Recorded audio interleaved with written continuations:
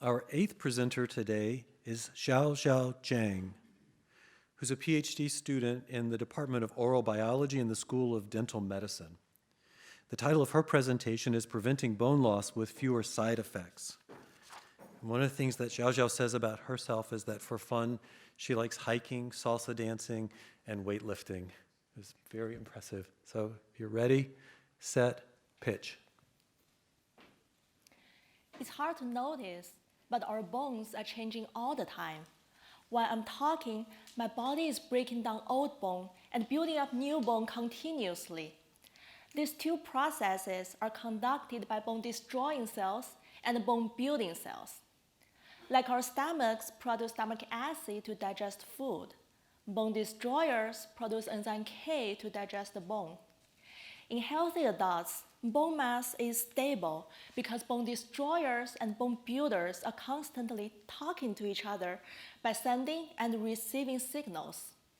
However, when people age, bone destroyers may go out of control, as you can see on the screen.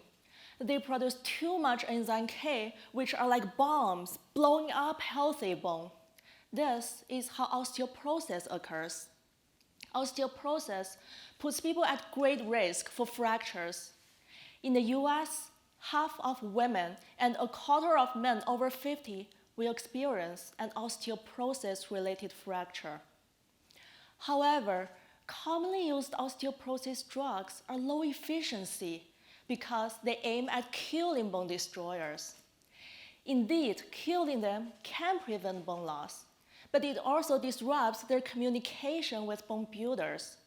You can imagine when bone destroyers keep dying, bone builders cannot get enough signals from them. As a result, less new bone is built.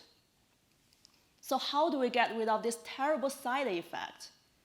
Instead of killing bone destroyers, what if we just disarm their bombs, enzyme K? Fortunately, a substance called heparin sulfate has been shown to bind to enzyme K and inhibit its activity. However, there are so many different kinds of heparin sulfate. My research is to identify which heparin sulfate interacts with enzyme K the best. To achieve this, we used a very cool technique called microarray. It allowed us to compare the binding affinity of enzyme K to 52 heparin sulfate in a single experiment. We have already identified a few candidates. Next, we will test them on mice. Our ultimate goal is to invent a heparin sulfate-based drug that inhibits enzyme K and at the same time brings fewer side effects than traditional osteoporosis drugs. This research is novel because there's no drug targeting enzyme K so far. Hopefully, in the near future, there will be no osteoporosis anymore, and people can all have strong bones at old age. Thank you.